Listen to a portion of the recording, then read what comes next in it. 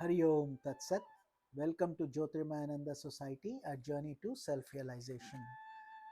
Please subscribe for the mystical meanings of the scriptures and to enjoy daily satsang with us. We are currently studying the book Yoga of Perfection, Summary of Srimad Bhagavad Gita, authored by Swami Jyotirmayananda Maharaj, narrated by myself, Swami Nikhilananda. We have concluded all the 18 chapters and the highlighted shlokas from each chapter, and today we are moving on to the essence of integral yoga in the light of the Gita. So integral yoga is the 4 actions of selfless service called karma yoga, devotional activities called bhakti yoga, meditation, concentration activities. So when you combine bhakti and meditation, it becomes upasana. So third and fourth is jnana yoga, or the yoga of wisdom, knowledge. So those 4 have to be integrated holistically into our daily life, and that is what Swamiji is going to discuss with us, some bullet points where we can benefit in the light of the Gita. Integral yoga implies an understanding of yoga in its completeness. Yoga means union with God. It is to understand that yoga proceeds and from an all-sided, all-aspected union with the universal self or God. An aspirant must unite himself with God or the Absolute in every level of his personality. So the body should be working for God, the thoughts should be pure thinking of God, and the heart should be full of devotion for God. Reason, emotion, will, and action. These are the 4 fundamental pillars of human personality. The advancement of life should not be only in the line of reason or in emotion or of will or of action, which means we need to integrate the 4 and use them in our daily life. They must advance simultaneously. They must form parts of one organic whole. So, just as in the physical organism, different organic functions must go together and different limbs must be integrally related to the whole body, in the same way, the yogic movement along the paths of reason, emotion, will, and action must go together. The path of yoga that focuses its attention on converting reason into intuition and thus uniting the rational man with God is called Jnana Yoga, the yoga of wisdom. So in Hindi we call it buddhi or intellect, and when it unfolds and results in realization, it is called prajna. Prajna is intuitive intellect. So much in the same way, while you read something, it's theoretical, but when you experience it, it becomes practical. So that is the meaning of this journey from knowledge to wisdom. The path that aims to convert the emotional aspect of man into divine love, leading to the surrender of the ego self in the ocean of God, is termed Bhakti Yoga, the yoga of devotion. So, there, as we just covered, it's divine love. Divine love means you don't exist, your ego must be totally annihilated. Bullet point number 7, the path that unites human will with the cosmic will through the silent conquest over the thought waves of the mind is called Raj Yoga, or yoga of meditation. This is a big one because our mind is very restless, like a monkey jumping all the time from one thought to the other. But once it becomes disciplined and starts obeying your commands, it can linger on for, from similar to similar thoughts or just on one thought, and peace comes as a result. Focus comes, meditation, concentration is greatly benefited.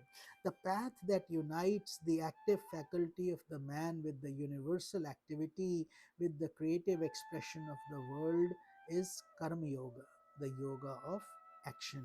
So, a lot of people who are physically focused all the things like doing soup kitchens, working, volunteering, teaching, those kind of things are all karma yoga, action, but to help others.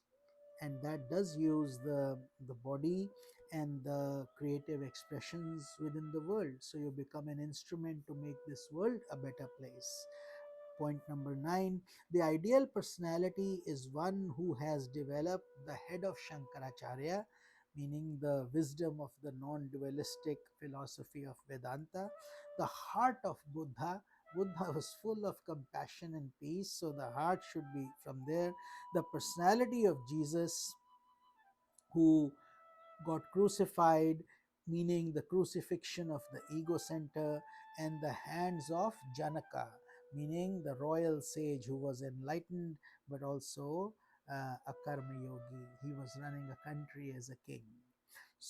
Point number 10, a yogi must realize that on the path of yoga, there is a progressive emergence of the energies of the deeper levels of personality. And with the emergence of the profounder energies, the lesser levels of personality are lifted, integrated, and perfected with greater spontaneity. So, that is the main emphasis, that it's a progressive movement. It won't happen overnight, it takes time, but then the deeper level is touched within us, our unconscious and the subconscious, and then we start to evolve. Then we get profounder energies, and then our personality grows. Overall, we benefit. Point number 11, the vision of meditation perfects the art of action in day to day life. The vision of devotion perfects the art of practicing meditation on the self. The vision of wisdom perfects devotion, meditation, as well as action.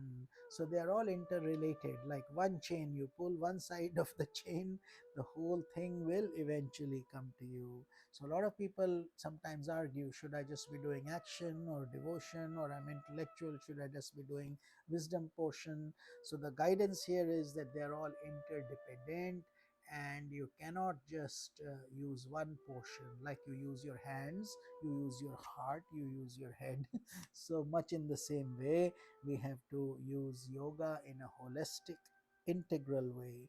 A person, so point number 12, a person fully established in wisdom is the greatest devotee of the Lord, because Lord Krishna himself says that I have many kinds of devotees: Arti, Artarti, Jigyasu, and Gyani, people who want something, or they are in pain, or somebody who's just curious. But then this is the fourth category. Gyani means somebody who is established in wisdom, enlightened. Those are rare in this world, and that is what that person is, who is established in wisdom, is the greatest devotee of the Lord. He sees God manifesting in the world. Everything he sees is God related. Point number 13, the vision of a wise man is not limited by names and forms of objects confined in time and space, but it soars beyond all limitations to reveal the non duality of existence. That is the vision. It's not just name and form related, because everything we are so used to is seeing names and forms or time and space. But what we are talking about here is the holistic, non dualistic way, is that it soars beyond all limitations for us to get the real darshan, the real vision of the consciousness. Point number 14, a man of wisdom is able to practice unobstructed meditation on the self, because wherever his mind turns, he is able to lift the veil of name and form and perceive the self. He does not depend upon a special discipline of withdrawing the senses or a special condition of the mind in order to glimpse the majesty of the self. Therefore, he is a perfected Rajayogi. Mm. Point number 15. A man of wisdom is able to transform his personality completely in the light of the unity of non duality of existence. Therefore, he becomes the most perfected Karma-yogi. Point number 16. As the vision of the self unfolds, human personality is led to a profounder integration, and actions based upon the unevolved levels of personality are checked, renounced, while the actions based upon the visions of the higher self begin to emerge and manifest. So, this is the journey or the battle between the lower self and the higher self, and the higher self is when you get evolved. Udhare tatmat anatmanam, which means pick up your lower self by your higher self, which is more profound personality integration. And when the higher self begins to emerge and operate, it is auspicious and results in our development. So, point number 17, one is led from Sakamya karma to Nishkamya karma. Sakamya karma means action with a selfish interest. Nishkamya is action which flows from the selflessness of consciousness, actions which are not restricted by the expectation of a reward and a persistent psychological involvement. So that is what nishkamya means you don't want any reward, you're doing it for the joy of the karma. So with this we conclude our satsang for today, and we will continue this from bullet point 18, the insights into integral yoga with the perspective of Srimad Bhagavad Gita. This is Swami Nikhilananda. Hari Om Tat Sat.